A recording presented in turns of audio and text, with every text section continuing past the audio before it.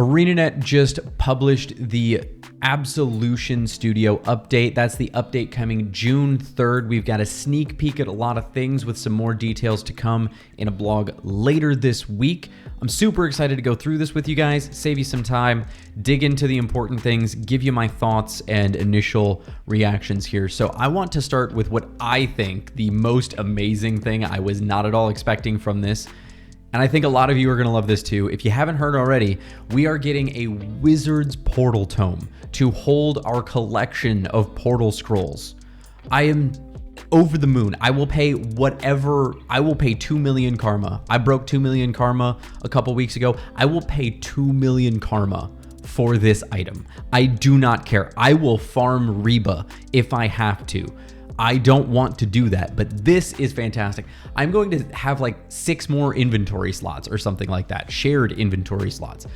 I'm so excited. This alone offers so many more things I can put into my shared storage and save time and hassle. Super excited for that. We're also getting the something called the Endlessly Efficient Wizard's Gobbler.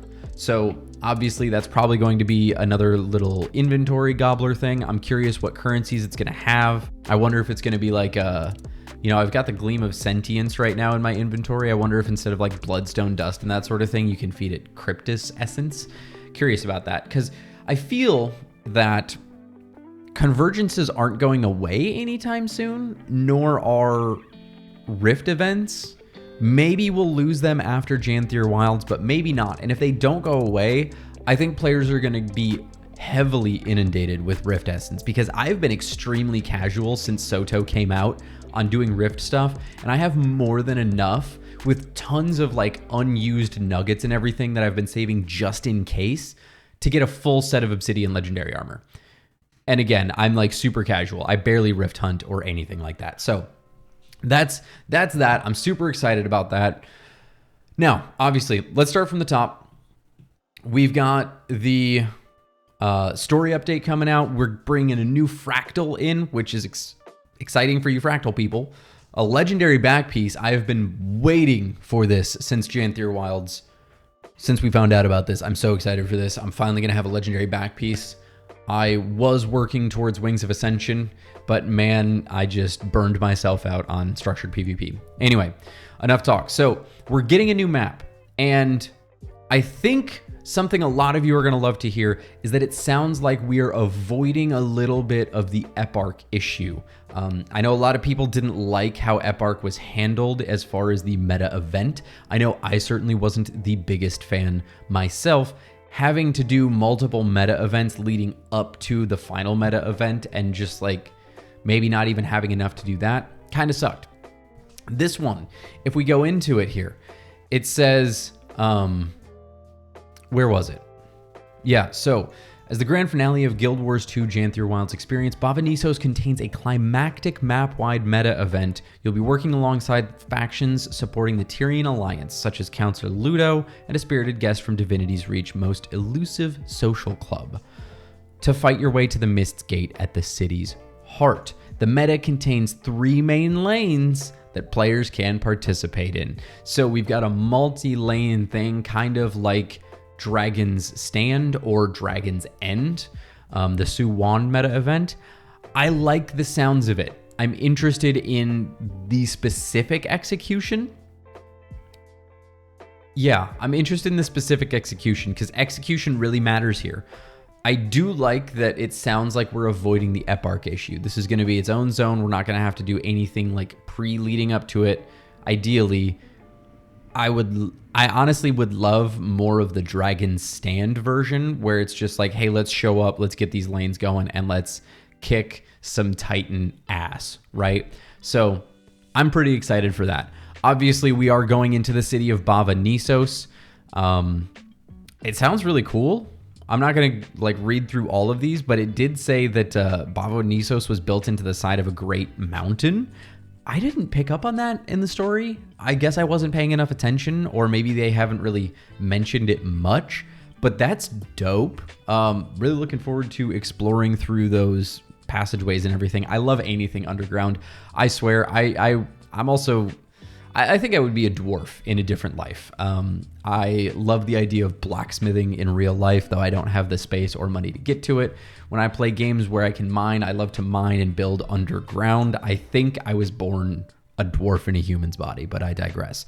So we're also getting the third and final Convergence boss encounter, Ura, the Titan Imperatrix, known as the Steam Shrieker. Finally, we have all 3 bosses. It's been a long time coming. Yeah, really looking forward to this. Apparently it has new mechanics compared to the other Ura fights, which is, again, what they promised us previously. It's just taken a while for us to get the Convergence version. So I'm happy to see that.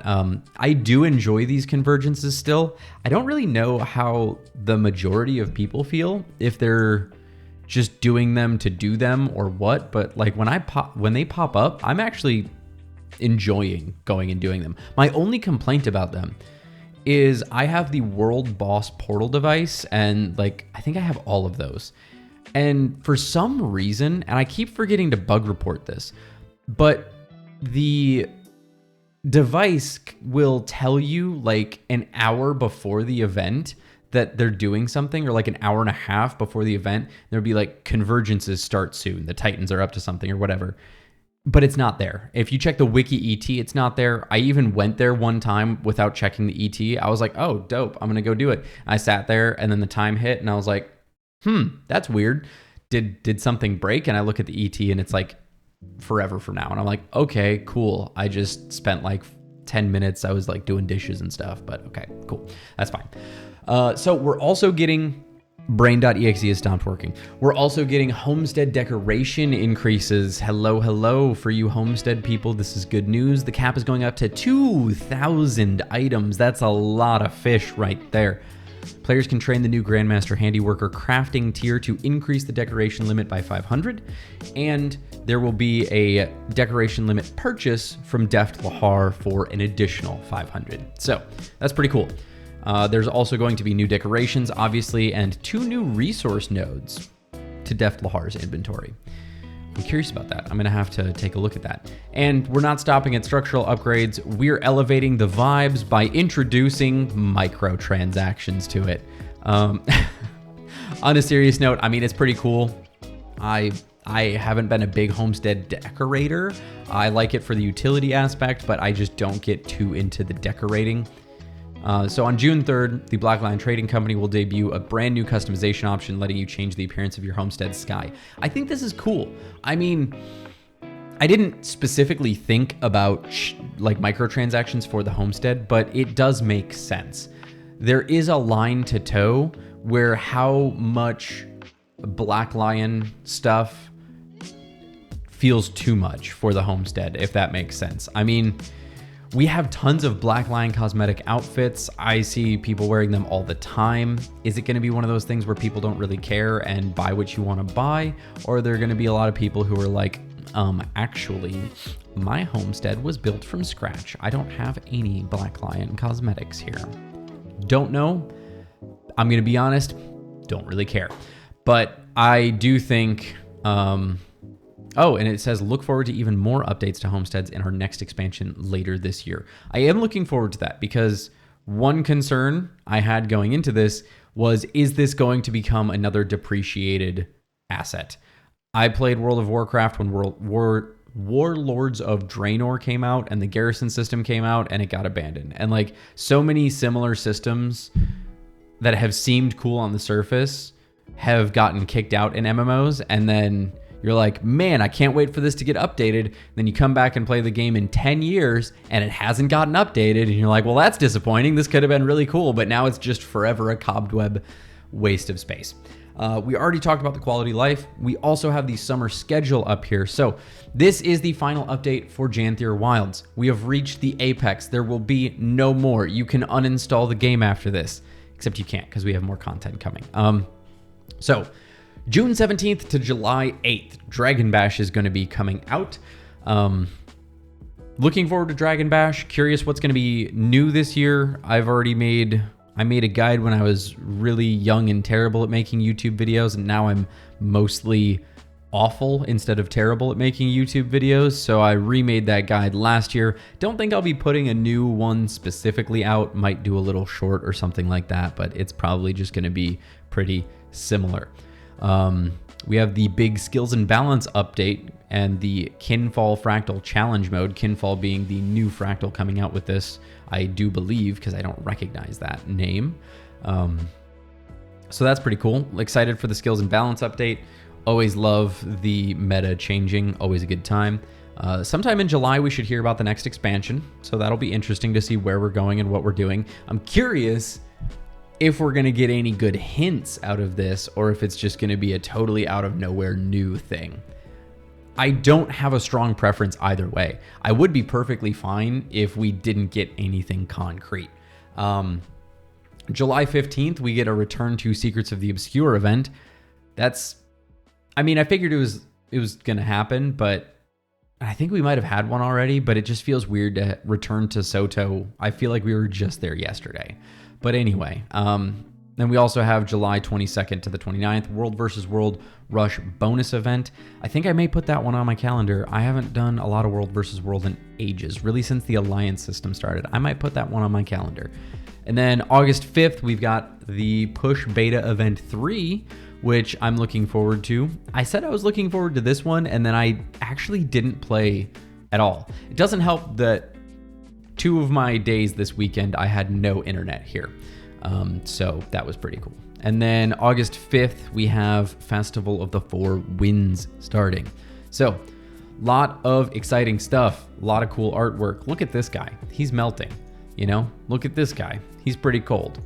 And then we've got some strange tentacle demon kind of thing. So yeah, all in all, I am looking forward to all of these updates. I'm looking forward to getting the back piece. I'm hopeful that this story really finishes off with a bang, because I feel like we haven't gotten a solid final finisher since End of Dragons. I did like the End of Dragons storyline. I thought it was great. Hard to say if it was the best or not, quite frankly. I loved Soto overall as an expansion, but the story went out a little bit with a whimper, and the final meta event left a not great taste in my mouth. I've only done Ep Park like probably 5 times successfully at this point. Yeah, so anyway, that's everything on the docket for this new update. Let me know in the comments what you guys are excited for, and if for whatever reason you made it past all my rambling and you actually need a guide for Dragon Bash, I'll throw my slightly newer guide for Dragon Bash up right here, so that you can check that out and get ready for that, since that's coming up after this update.